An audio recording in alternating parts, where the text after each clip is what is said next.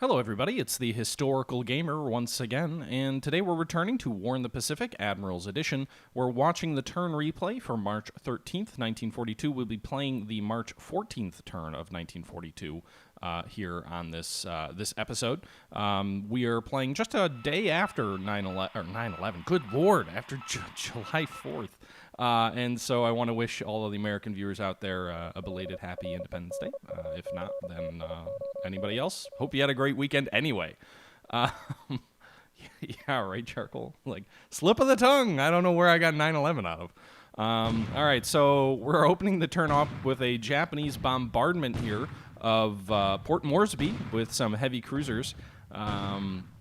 So they're coming in close here, hitting our troops at Moresby. As a reminder, we basically don't have any supply left at Moresby due to a battleship bombardment there. The airfield and the port there are both 90-plus damage in terms of the airfield service damage and the port damage. The runway damage, I think, was down to about 50%, so we'll have to take a look at what the damage there is after this bombardment. But we got a couple of Japanese heavy cruisers here, Atago, I think I saw Mogami and Mikuma, all bombarding our troops here.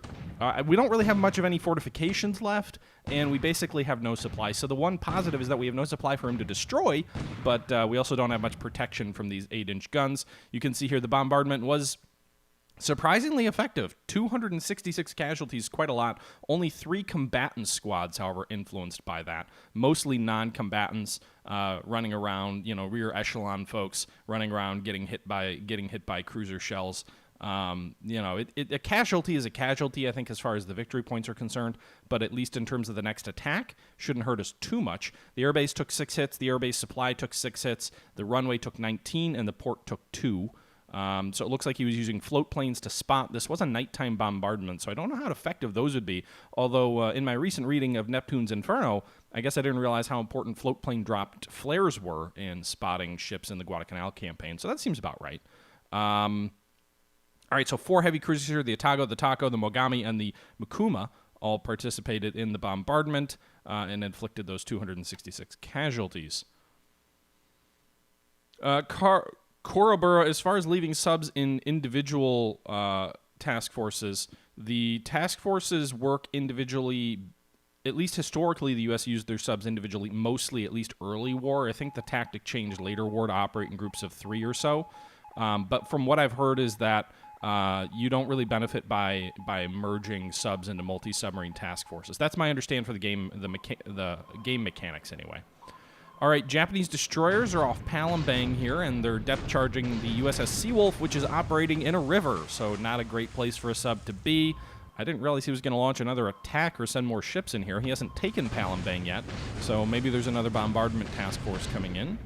Yeah, Sean Mack, Neptune's Inferno is freaking brilliant. It is a really good piece of storytelling, as far as history goes anyway. I don't know if it's the best history of the Guadalcanal campaign, but it might be the best written history of the Guadalcanal campaign. All right, so 4 hits there on the Seawolf. We'll have to take a look and see how she's doing. Didn't say heavy damage or anything, didn't see any direct hits, so I'm imagining just some systems damage and maybe a tiny bit of float damage, but we'll have to take a look and see how she's doing. We're into the air operation phases here. So we've got some convoys near Rangoon that are being shadowed by Japanese float planes.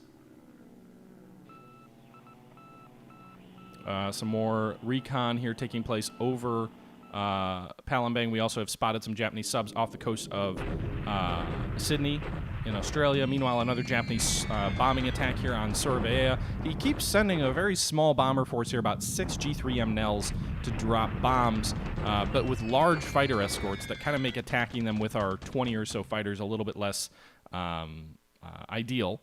You can see here the runway took 11 hits, the airbase took 1. 11 hits out of 6 bombers. That's effective.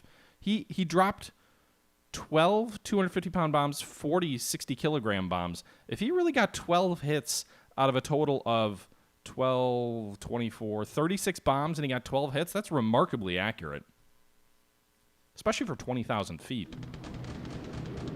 Meanwhile, a large bombing raid coming in here on Singapore. It looks like we've got 15 Sallies, 12 Lilies, 12 Anns, as well as some 56 fighter escorts.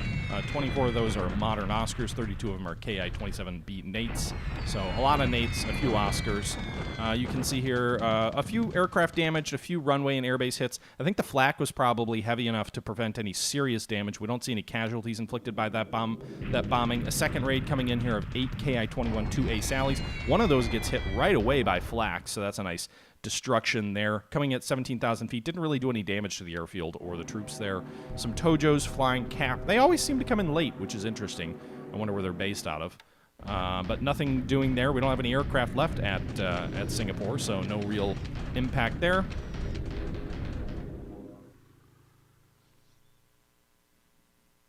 Okay, we're moving on to the air operations PM phase. So far, not a super active turn, doesn't seem like. Some of our subs are getting hit by Japanese aircraft off Moresby. We have a bunch of subs there that I probably shouldn't have there. I've got like a gaggle of 6 or 7 subs that I probably should move to other bases. I kind of crammed them in there when the battleship bombardment went in there, and I really hadn't moved them since. But we should definitely pull them back a little bit.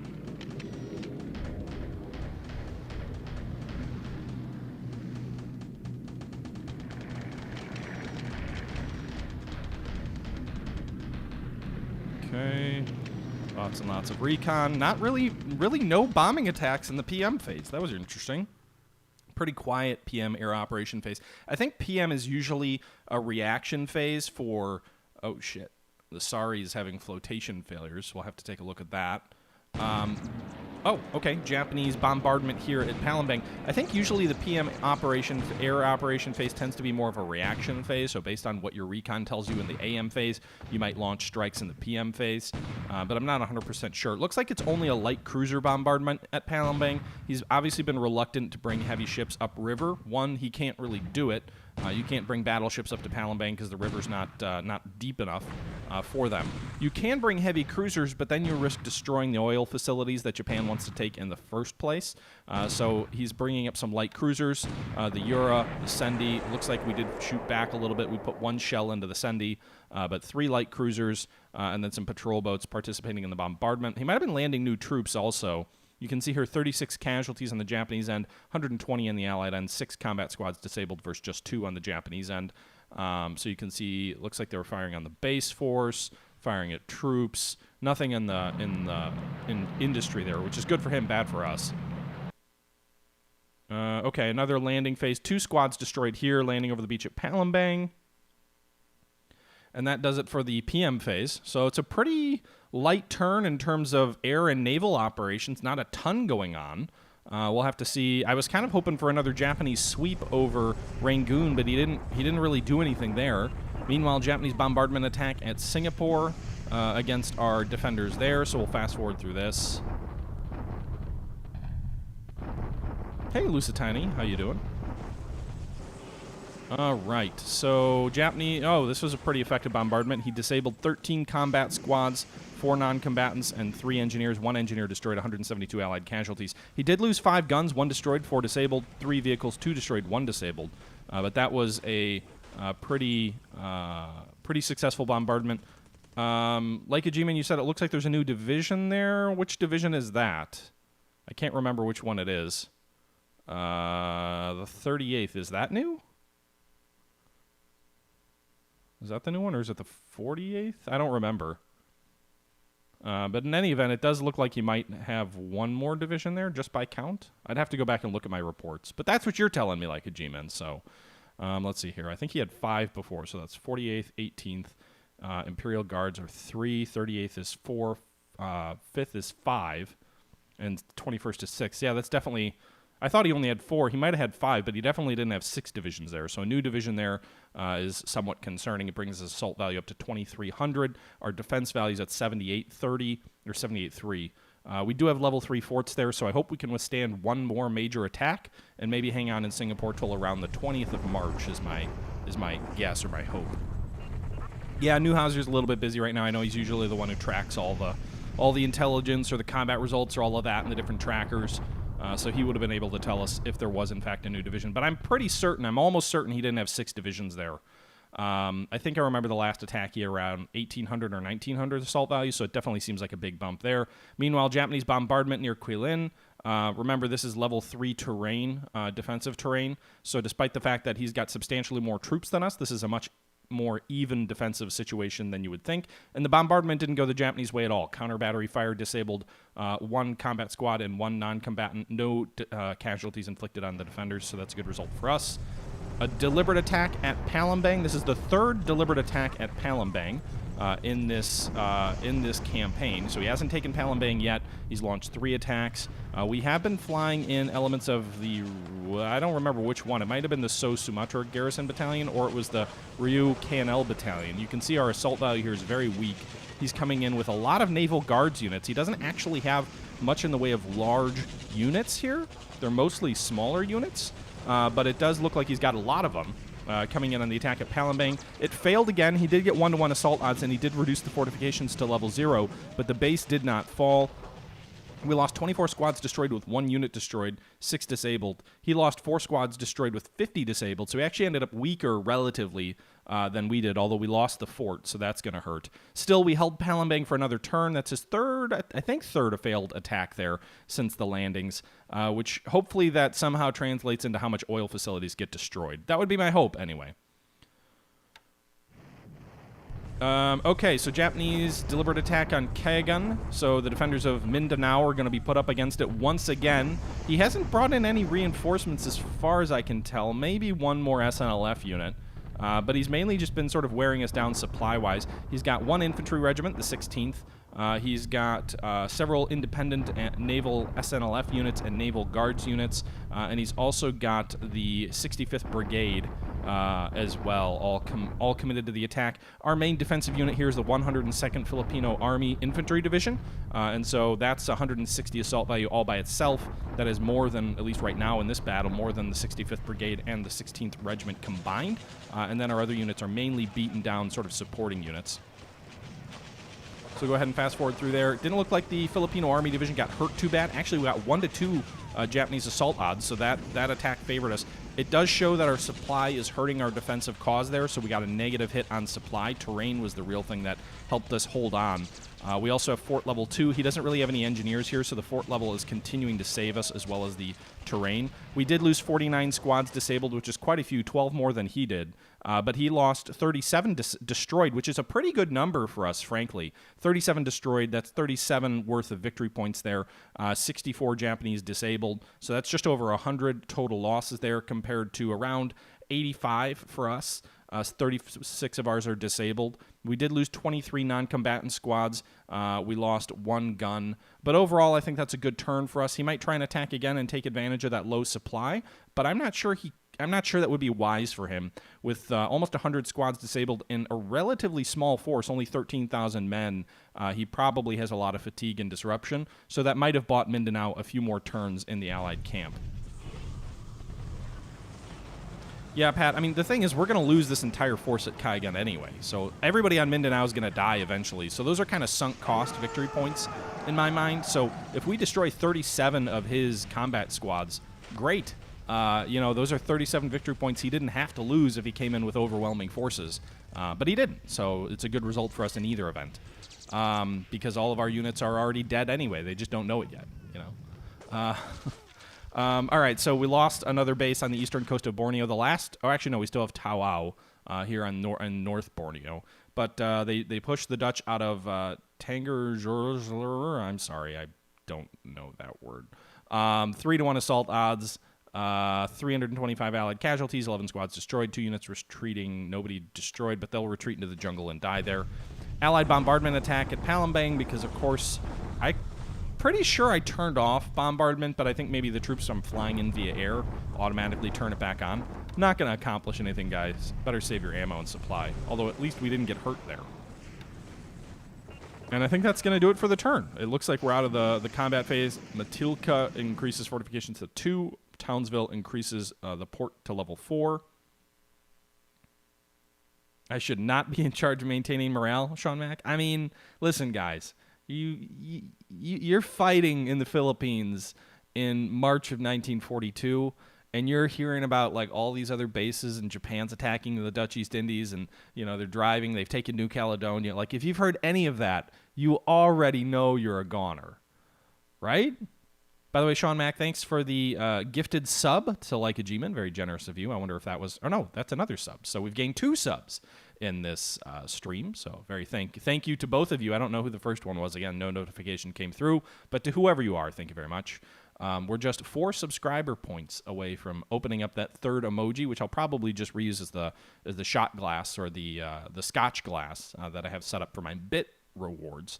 Yeah, just 4 subs away from a 3rd emoji being unlocked on the channel. I know that's so exciting for everybody, right? All right, let's go ahead and jump back in and check out the result or the turn. Come on, game, you can load, you can do it. All right, so we're into the turn. Let's go ahead and take a quick look at the defenses of Palembang. Woof, not great. So the Zud KNL Battalion still has 19 assault value. The Palembang base force has 8, and the So Sumatra garrison has 6. The Telobai, I don't know how to pronounce the word, has nothing, but it's a base force.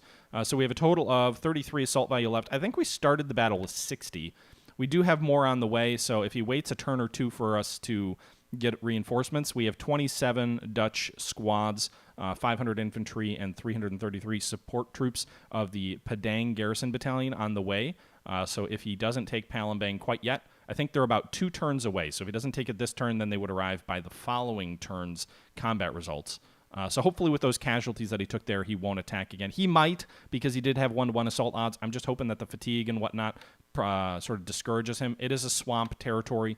So Swamp is a level 3 defensive bonus, which basically assumes level 3 forts anyway. There's a chance with our 13 engineers, probably not, but we might get it back to level 1 forts. It's already up to 50%, despite the fact that it fell from 1-to-1 to 0. His engineers will knock it down from 1 to 0 again anyway, so it's kind of a moot point, but there's that.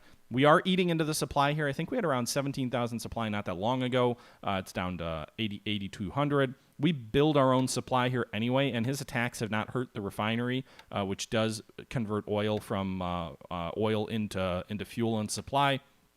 So that's not really a worry. He hasn't really hurt the resources there. He hasn't damaged anything here so far. We do have the refinery turned off. I keep hoping that maybe these attacks will damage the industry, but it doesn't seem like they will. But yeah, so he's got some destroyers and cruisers here in Palembang. It says they're moving southwest. He definitely doesn't have that many light cruisers here. Fog of War is not very good. If we take a look at, there was a sub here that was depth charged. It might have been the Seawolf there. 10 systems damage, 4 float damage. We should probably get all these subs out of this hex. They're not really doing anything, and they're just taking damage in very poor submarine territory. Is that the right word? So we'll probably pull them off stream. Meanwhile, the Sari is trying to pull back to Colombo. It's got 37 float damage and 35 system damage, moving at 6 knots, trying to slowly make its way out of the Strait of Malacca and get up to Colombo. It's a bit of a hike. 37 float damage isn't too concerning yet, I don't think, unless sub damage is different than ship damage, which it might be. No worries, Seanork. Definitely not, if you can sub, great. If you can't, hey, I just do this for fun. All right, so we did also get a troop transport into Sabang, which I'm a little bit nervous about. So, part of me wants to load up some troops onto this troop transport and then send them to up to Sri Lanka or into India. One of the units that we're really looking at trying to evacuate here is the 224 group. It's an RAF HQ unit that allows you to have torpedoes and stuff. I'm really tempted to try and load those troops up on a troop transport. What makes me a little uneasy is there were severe storms in Sabang last turn. So the fact that this ship has no detection value on it doesn't necessarily mean anything because it was severe storms. So what I would hate to do is to load troops up on this transport, it become clear weather, and him fly Bettys down from Sabang and hitting these guys. We have seen him fly. We have seen him fly. I think they were Bettys. They were Bettys or Nels out of Bangkok toward Rangoon, and he hit Rangoon. We can see her Sabang is 16 hexes away from Bangkok, which is just inside torpedo range for Nels and Bettys, I believe. I think the range is out to 17. Bangkok is much closer to Rangoon, though, at 9, so maybe he has some sort of range limiter set there. I'm not sure. It does seem like a risky move, though, to move troops that we deliberately withdrew by air over the course of a week via transport onto troop transports that are in range of his attacks. Let's actually take a look here real quick. If we go to the G3M to Nell. It can carry torpedoes out to 15 hexes for the Nell. I think the Betty has slightly better range. The Betty has range out to 17 hexes for normal range. Extended at 21, he could still shoot and destroy him with bombs, but I'm not quite sure. He might also have other aircraft around on the Malay Peninsula that have torpedoes or bombs that would be able to hit. He did pick up some shipping north of Rangoon, so he got a 1 out of 2 detection of the 2 troop transports moving back to Colombo that emptied their stores last turn. He got no detection of the guys a little bit further west, and he has no detection on this troop transport here west of Port Blair. So we'll see. Meanwhile, he still has a small number of troops on Port Blair itself, 1,000 men, 11 guns. They're from a paratrooper unit. Our reinforcements, I think, are still adequate for now for holding Port Blair. Meanwhile, Rangoon is up to 72,000 supplies, or actually, no, 76,000 supplies, as he did not hit the transports there this turn. I thought he might, but he didn't. Is the weather bad here, or did he just not attack? If we take a look here. Heavy clouds, so he probably could have attacked. He must have ordered his aircraft to stand down. So we finished unloading these transports here, about 32,000 tons of cargo ships last turn. We'll order them to pull back to Colombo. Meanwhile, we've got 2 more ships that are just finishing off their unloading, 340 more supply. They should finish this turn as well. At that point, they'll undock. And then we have 35,000 more supply on this transport group here that is currently not docked. I'm kind of wondering if we'd be better off. They only have 680. I think they'll unload no matter what. So if I take those 8,000 tons off the dock, we still can't dock this convoy. It's too big. So we're gonna have to break it up in any event. So I think what we'll do is we'll go ahead and we'll redock these guys so they can finish up efficiently, and then I'll go ahead and I'll form a new task force, a new cargo task force here at Rangoon as well, with the ships that I think have the most cargo, because I want to try and be as efficient as possible. So the Edward Luckenberg.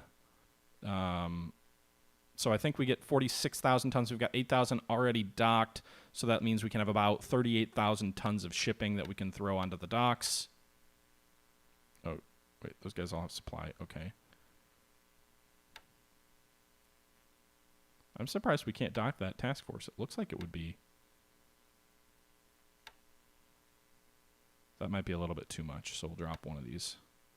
All right, so this will be a new task force here. We'll set its home port to Colombo, just so it retreats back there when it's done unloading. It's already ordered to unload. We'll order it to unload here. Still can't dock, really. All right, well, then we'll have to drop one of them.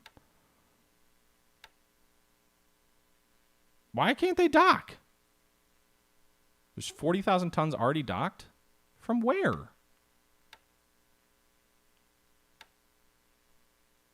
Oh, shit. These guys. Those guys weren't docked. All right. Sorry about that.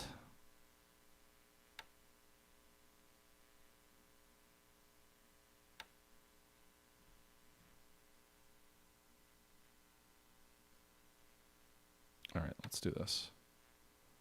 We'll dock these guys. That gives us 39,000. So actually, we should be able to transfer another ship in here.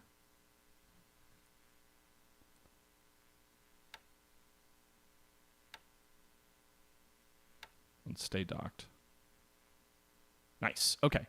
So we'll have this 30,000 supply worth is all docked. We still have the 8,000 here of these 2 cargo ships that'll finish up and should begin their return journey to Cape Town at the end of this. Unloading, and then we've got the 1 cargo ship, the Carolinian, that will continue to unload without actually being docked. We'll also add the Floridan because they're both there. That one was in port. All right, so these guys will both continue to unload without being docked, and then these guys will leave the port.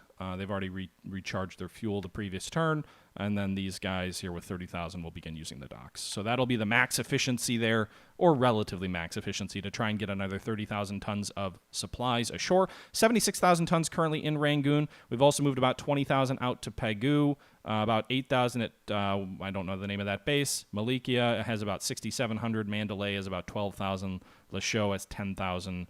Mitikanga has 4,000, and it's all sort of slowly flowing into the Chinese theater The supply in Chongqing, and I'm not 100% sure if this is just due to the way the supply moves around. I probably should be checking on the tracker. But Chongqing was at 38,000 supply last turn. It's up to almost 41,000 this turn. It does produce a little bit. It produces about 400 of its own every turn. But I think, we're not stockpiling here. We don't have a huge requirement here, and I don't have any new units in Chongqing here. So I think that does indicate the overall supply situation in China is increasing there. And then as soon as Rangoon falls, or as soon as Rangoon is threatened, once Pegu falls, I will drop this basically down to as low as we can, the supply required. Or actually it already is very low. But then what I would do is I would just jack the Mandalay supply all the way up to max, so then we can quickly transport that supply out of Rangoon. We'd lose a bunch of it due to efficiency penalties, but we would prevent the Japanese from capturing a huge stash of supplies in Rangoon, which would be bad for us, so we don't want that to happen.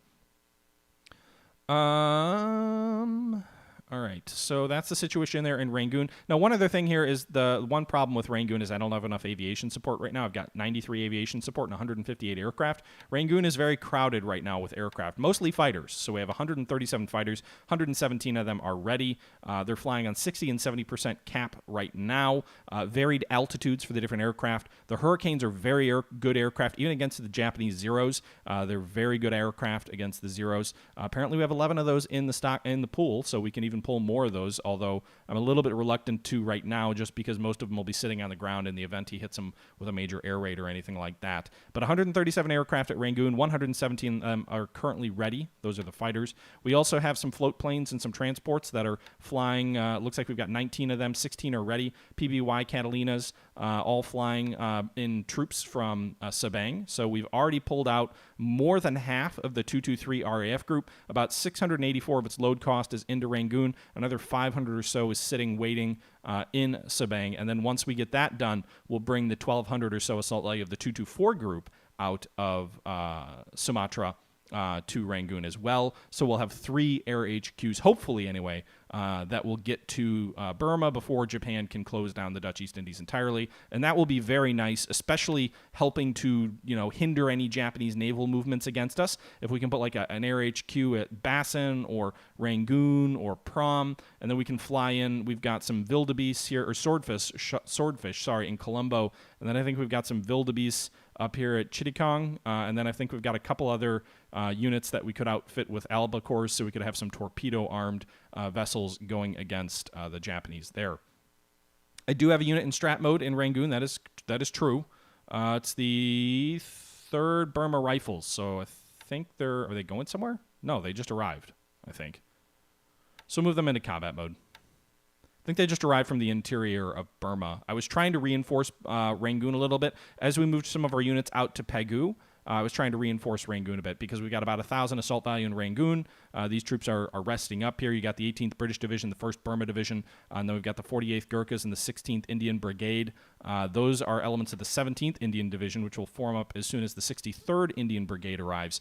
Then we can form them into the 17th Indian Division. Then we can have 2 Indian divisions, 1 Indian Division, 1 Burmese Division, and 1 British Division, all bringing us to a roughly 1,000 assault value that if we want, we could try and hit Molman with. We also have an Indian Brigade down here in the south and the BFF Brigade for another 200 assault value. So we could try and cross the river, hit Molman, and hit what I think are 2 Thai infantry divisions based on our reconnaissance. And we did fight a couple of battles in front of Pegu against 2 different Thai divisions. One of them withdrew to east to Chiang Mai. One of them withdrew south to Molman. But I believe he's got 2, maybe 3 Thai divisions in this area, and so if we can hit them, I think we might have a good attack there. ABDA trains for Batavia. You waste 90% AV bonus. Please change target. Which one are we talking about? The 3rd Burma Rifles? The Burma Corps? Sorry, which one are we talking about? Southern, yeah, we could cross the Thai border. Also, Molman's not in Thailand, so that doesn't matter. So Molman is in Burma, so we could launch a counterattack there. I believe we can cross the Thai border. I think we only give him his advantage of new units, militia units raised if we cross the border into Indochina. I don't think that's Thailand. I think it's Indochina where that rule triggers. Har Snall, thank you, or Snally, thanks for the follow. Appreciate it. Earlier, Mars also thanks for the follow. A couple minutes back. Are you talking about ABDA? What should we do with ABDA? Prepare them for what? Mulman? I don't really know. Or Rangoon? I'm not sure what to prepare for. I'll probably pull ABDA out. I don't want to have a big concentration of troops at Rangoon. Like with all the supply, we could hang out there for a while, but I really don't have a desire to turn it into another Bataan. I don't want to lose all these forces. These guys need to retreat into the interior and use all the supply I brought in to reinforce themselves to make the Japanese drive in India that much harder. I also have some troops headed down to Akyab to prevent any sort of rear paratrooper landing. So the 7th Armored Brigade is moving down to Akyab. They have the proper headquarters there, the Burma Corps. I'm not sure if they're going to be outside of the range or not, but they will technically be in Burma, and they'll have the Burma headquarters. So we're moving them down there to prevent an easy landing that could allow them to drive into India, which would be kind of silly because of the way the reinforcement rules work. But I also have at least one unit heading to Remery Island as well, to make sure that it doesn't try and land in our rear and put up like a big air base, along the flank of the Bay of Bengal. Port Blair is being held for the moment, although that is a pretty important base. It won't be held indefinitely. Once he puts a real effort in there, the base will fall. But I think currently with the units we have there, it is sufficient for the moment. I don't know if the British abandoned Port Blair, but they did abandon the Amdam Islands, I think it was, when the Japanese launched their carrier strike into the Bay of Bengal, into the Indian Ocean, against Trincomalee and Colombo in the historical World War II, anyway. All right. So China, meanwhile, we did pull the bulk of our troops west of Nanyang. So we've got one corps left here. The 3rd Corps is trying to move out. They're 25 miles away, so they might get hit next turn. They only have one squad. He might be able to attack them in clear terrain. Unfortunately, they were already pretty badly damaged. It might destroy them. But the rest of these troops, 1,100 troops, are moving north here, where they will get the benefit of better terrain. Whoops. They will get rough terrain here, so defensive bonuses. So unless he really wants to commit like 4,000 assault value into the interior of China on bad roads, I think those troops will be escaping largely intact. The 13th China Corps, maybe not so much. I really don't want to lose all those mortars, anti-tank guns, and other things like that. So hopefully if he does attack successfully, he just drives them back. But it is clear terrain, so if he does attack there, he might win.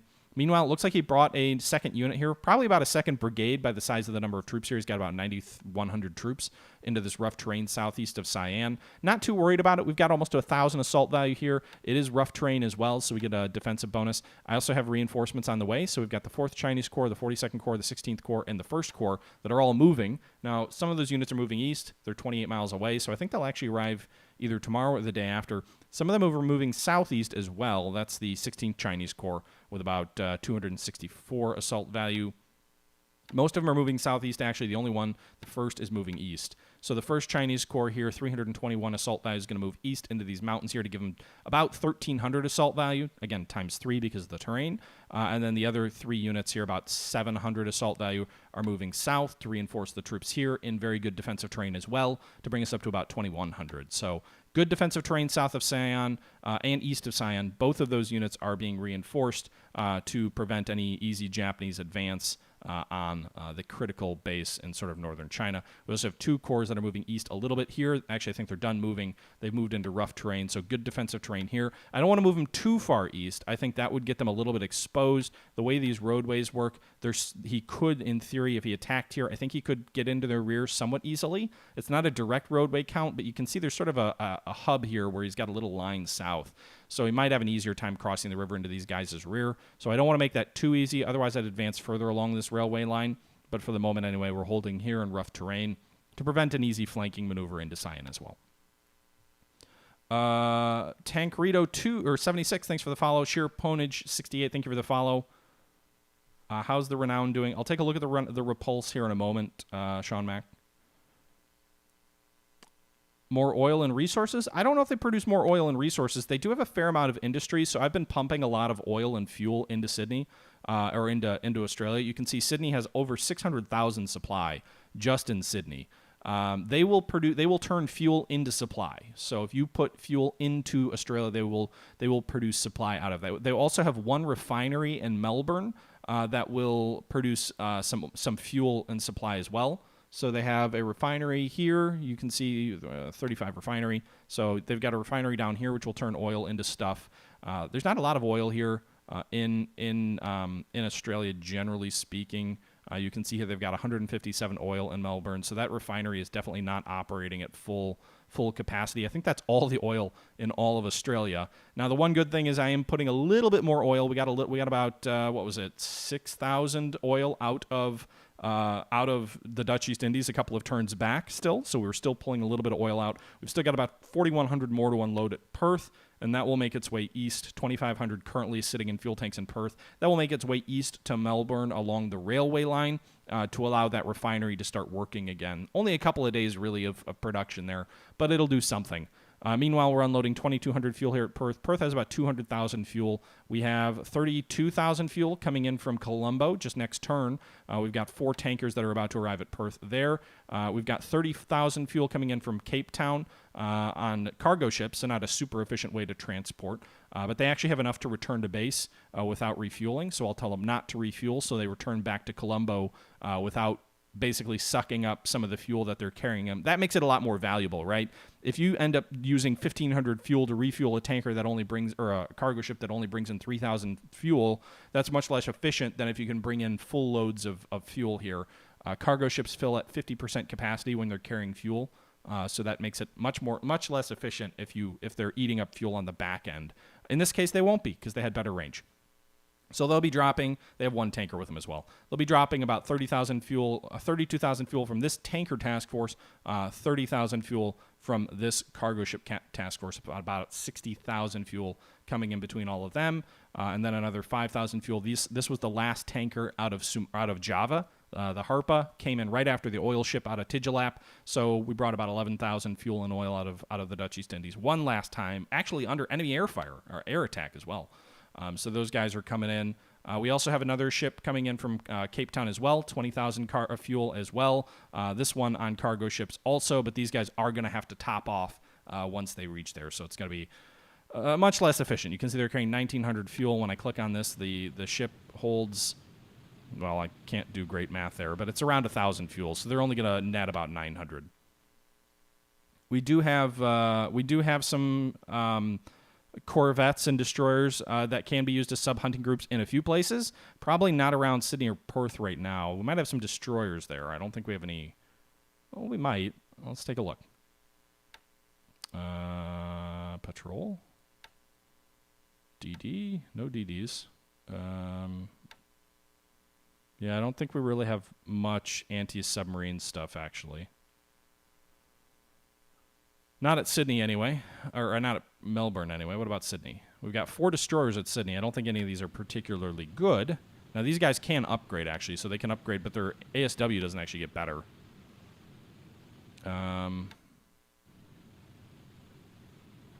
Admiralty class, Wix class, La Fastuique class, and Clemson. So the Clemson can upgrade, but it doesn't get any better on ASW. I think the Wix class gets better at ASW. Oh, apparently not. I do have some AMs as well along the Australian coast. I'd have to take a look.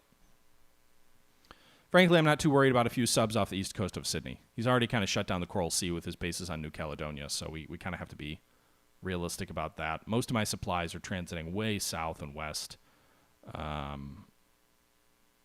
There is one destroyer here in ASW mode. It's been operating in different patrol zones in the Bass Sea.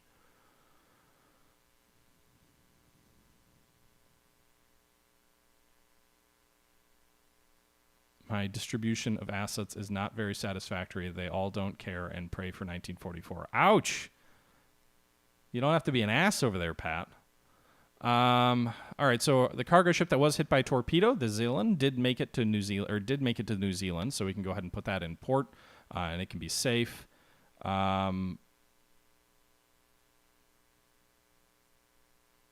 I don't know when we get more transport aircraft, Southern. Right now, we are using primarily bombers.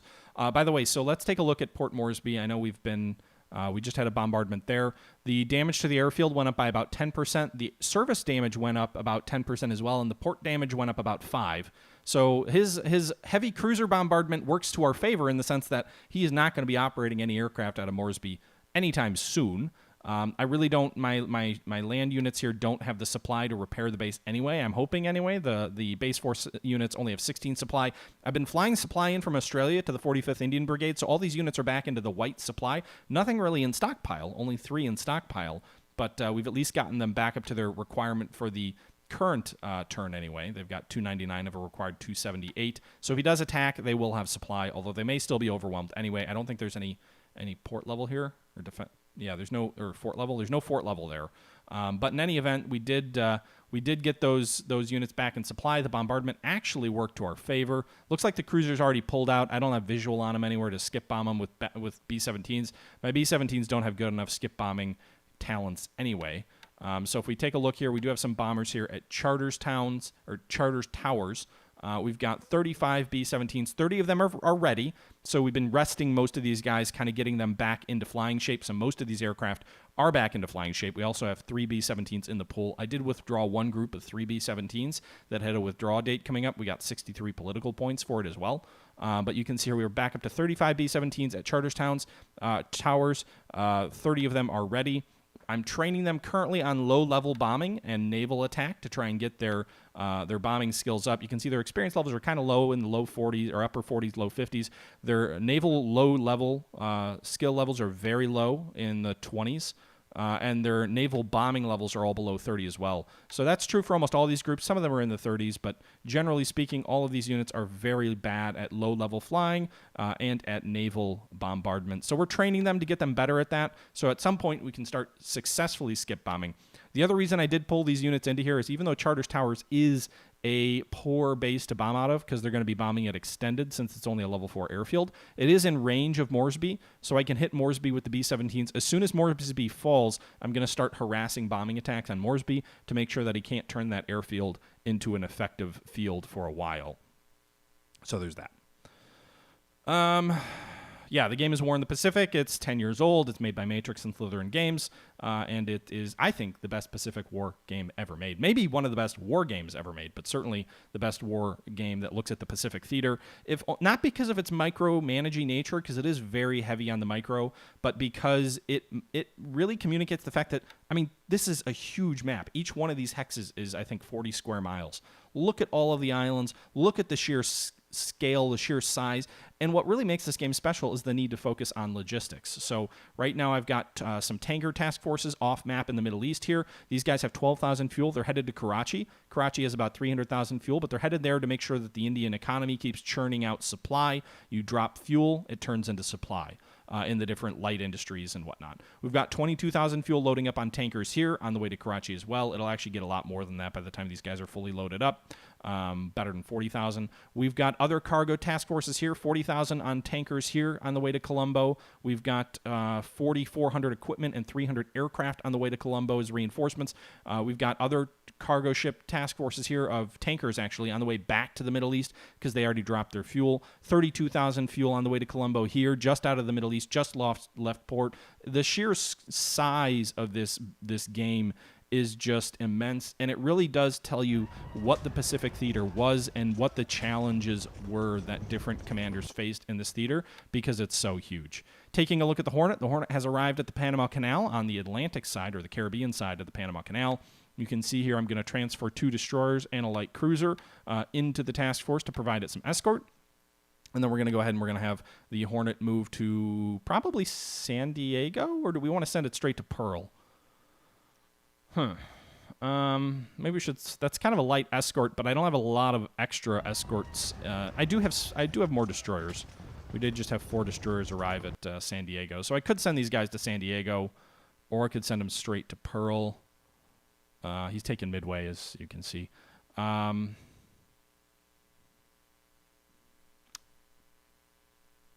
You're right, P. Warner. Sorry, light industry doesn't use fuel. Light industry uses resources, turns that into supply. Heavy industry uses fuel and turns that into supply. Australia has a fair amount of heavy industry, so you do have to pump it full of fuel. I think same for India. I don't think I can... Let's see. Can the Hornet get upgrades? It does have upgrades in April, so in about 2 weeks. What are the upgrades? The upgrades will bring its AA fire to 828. It's currently at 600, so a nice little upgrade there in terms of its anti-aircraft fire. It looks like you get some 20mm Orlikons to replace some 50 caliber Browning machine guns. You've already got CXAM air search and surface search radars. Those stay the same, range 149 to 31. Those don't change. So really the major upgrade is getting 20mm Bofors to replace these deuce and a halves that are used for anti-air work as well. D. Gatsby, thanks for the follow. Caps Miley, thanks for the follow. DKADIZ, thank you for the follow as well. Tancredo, I think I already thanked you, but if not, thanks again.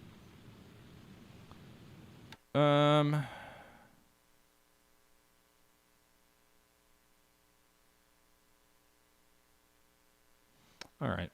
So I think we'll just head him straight to Pearl. I don't think he's got anything near Pearl. He did do that one raid south of Pearl at Christmas Island and such. He had a raid down here, actually at Palmyra, but he didn't land anything, and those aircraft have left a while ago, I think.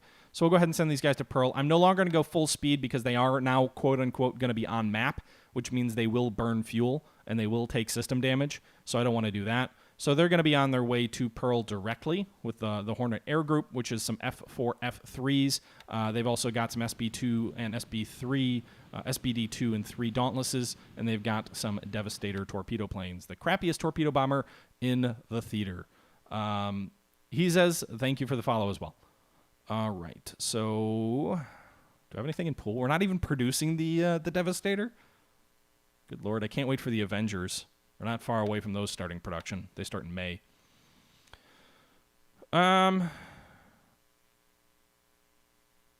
Yeah, I've bombarded Midway a few times, but he did take Midway a while back. Let's see, these guys. This troop transport arrived here. Let's just disband them into the port. We also got this sub here. It's going to head out that way. We're still unloading troops at Tongatapu in the south. 135 equipment, 728 in supply left. You can see here that the airfield is up to 14% completion. The port's at level 1. I think these guys are all too big to dock in the port. They are. Meanwhile, Vavu already has its Marine Regiment ashore, as well as a parachute battalion of Marines. Expanding the airfield almost to level 1 airfield. So the airfield's up to 90% of the way to level 1. That'll be great, so we can shuttle our P-40Bs back and forth between Pago and Suva. That's badly needed. Port is expanding to level 3. What are the fortifications here again? 2? We stopped building them. Once the airfield's done, we'll start building those fortifications again. Probably should build forts in Tongatapu as well. I've been mainly focusing on the airfield. And then Raoul continues to unload troops over the beach. 744 troops more to go. 659 in equipment, 930 in supplies. We've gotten 26 supplies ashore plus a little bit more. I think they've been using it with these New Zealand base force units. We've got some 40mm Bofors ashore, some 3.7mm or inch, I guess, AA guns. We've got 5 engineers. 7 are disabled, but 5 are ready and working, and 2 engineer vehicles ashore at Raoul Island as well. We're trying to get this into a flag base instead of a dot base, turn it into an airfield. Again, just a shuttle aircraft between Australia, New Zealand, and the Fiji line. It's going to take a while to get an airfield built at Raoul. But Tongatapu and Vavu should help at least locally turn these into self-supporting bases. Let's see here. P. Warner, I'll retake Midway at some point. The good news also is I've kind of been a little bit greedy with my political points, but we're up to 1,029, so we're over 1,000 political points. It is enough to change 1/3 of a division here. What is this here? The 40th Division we've broken into 3 parts. We could change the headquarters on the A Division element, which costs 784. It would still leave us almost 300 political points left. But I've been kind of waiting. These guys are preparing for Palmyra just because I was worried at one point about a week ago that he might land troops there. So that's what they're preparing for right now. In the event he lands, we can counter there pretty quickly. But in terms of political points, another thing I've been considering is the troops at Sabang. So we've got the 223 group, which has 500 more load costs that needs to be transported via air. But we've also got the NS KNIL Territory Regiment, and we've got the Corps. I don't know how to pronounce that battalion here. 60 assault value for these guys, 100 for these guys. I was kind of toying with the idea of changing one of these units. We've got plenty of political points to change them. That would give us 60 assault value here, or we could go with the heavier KNIL regiment here, 96 rifle squads, 4 Vickers, 2 anti-tank guns, 2 80mm mortars, 175 millimeter field gun, 25-pound gun, Brens, engineers. We could do this as well. These would cost more, 248. But in theory, we could do that and the third of the division. And then we could move these guys to Sri Lanka to add defense there, about 100 assault value. We could move them to Rangoon to add defense value to the Burmese theater. We could move them to India to make India a harder nut to crack. We could reinforce Port Blair. All of those, in theory, are options. I'm not sure whether any of those are good options, but they're all, in theory, options. We do have this cargo ship at Sabang as well, which could take them, but again, if we got hit by aircraft, that would be a bad idea. Transporting any of those units via air, however, is basically a no-no. That's a terrible idea because most of their equipment can't be transported, just the infantry squads, really, and maybe the support and engineer squads. Link whiz, please, to the playlist. Sure. One sec. I've got to grab the playlist.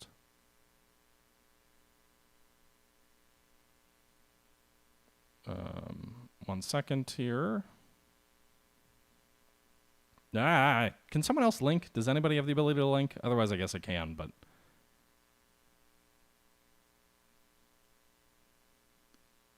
Okay.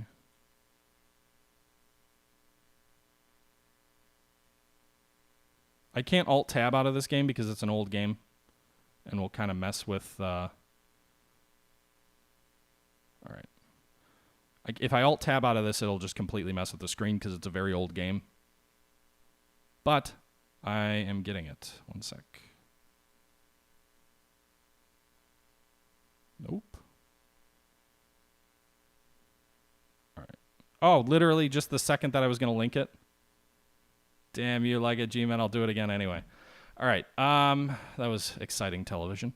All right, so that is probably about it, honestly, for this turn. We don't have a lot else to show in this turn. I've done China. I do think I'm going to turn off building forts here in Bataan. So we were working on level 5 forts, but they only made 5% in one turn. They ate like 300 supply or something like that in a single turn. I just don't think it's worth it. He's not attacking there anyway. By the time he does turn his resources there, I'm hoping level 4 with the almost 2,000 assault value on the troops is enough. I'd rather hold out there longer if I can. So I think we'll stop building the forts there. Just not worth it. The light cruisers that we moved into Java, we pulled them back west. Or wait, no, we left them here. You're right. Okay, so these guys, let's go ahead and form a surface task force group. I don't think that they're going to have anything to attack, given his light cruisers bombarded Palembang. I think we learned he's not going to bring him down through the strait at Oosthaven. Wait a minute. What am I looking at?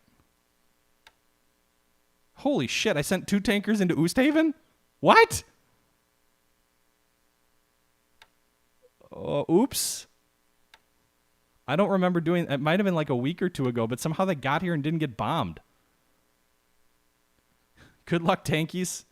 They're 14 away from Bandar Jasmine, which he does have torpedo bombers there. They'd be operating at extreme long range to hit him. Swing King 12. All right, well, let's do this, guys. We've got some Hurricanes. We can use them as a little bit of a cap trap, I guess.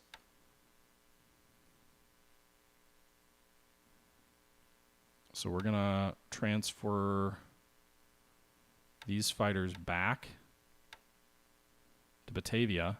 Then we're going to run a long-range cap over Oosthaven. Their fatigue is pretty good, actually. So we're going to go ahead and use these Hurricanes here. 13 fatigue. We're going to set them to 100 long-range cap. We're going to set them over Oosthaven. And so if he does try and go after him, I'm going to drop the percentage down to 70, though, just because I'm going to probably need to hold the cap for 2 turns before they can get out of port. And then we're going to do the P-40 as well. Long-range cap of 70. Set target Oosthaven. And I should really set the target as over the task force.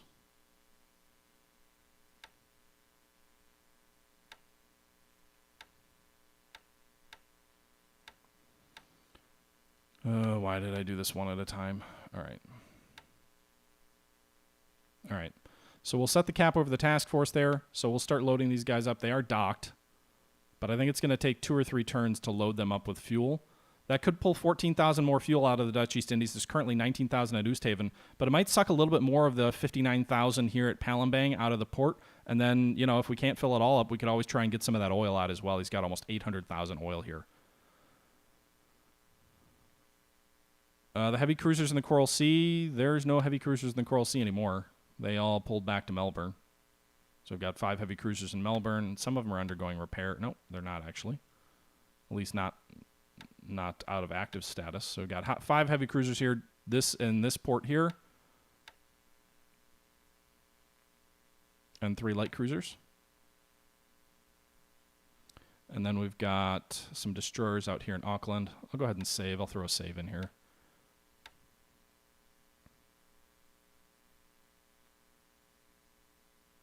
Guess MacArthur helped you? I don't know what that means. Okay. So, what else do we want to do? I think that's about it for this episode.